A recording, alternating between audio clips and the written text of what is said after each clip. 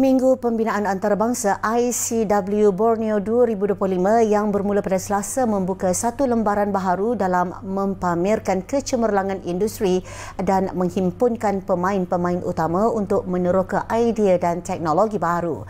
Menteri Kerja Raya Datuk Seri Alexander Nantalinggi berkata, ICW Borneo 2025 yang bertemakan pembinaan inovatif untuk masa depan mampan bukan sekadar perhimpunan industri semata-mata.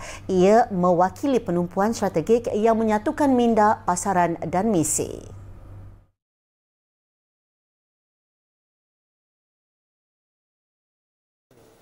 We are here to explore how construction can be reimagined in the face of the climate change, rapid urbanizations, technological disruptions, and the urgent call for sustainable development across Southeast Asia.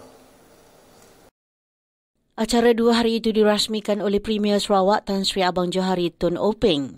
Datuk Sri Nanta berkata sidang kemuncak kemampanan pembinaan akan menjadi antara komponen utama ICW Borneo 2025 yang menampilkan sesi merangsang pemikiran bersama pemimpin-pemimpin industri dan penggubal dasar.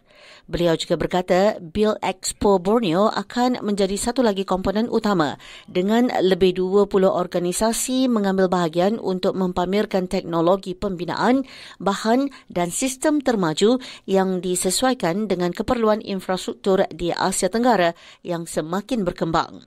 Seminar strategik dan mesyuarat teknikal turut akan diadakan merangkumi topik seperti revolusi pembinaan 4.0, pensijilan pengurusan kemudahan serta mesyuarat kumpulan kerja bangunan dan pembinaan ASEAN.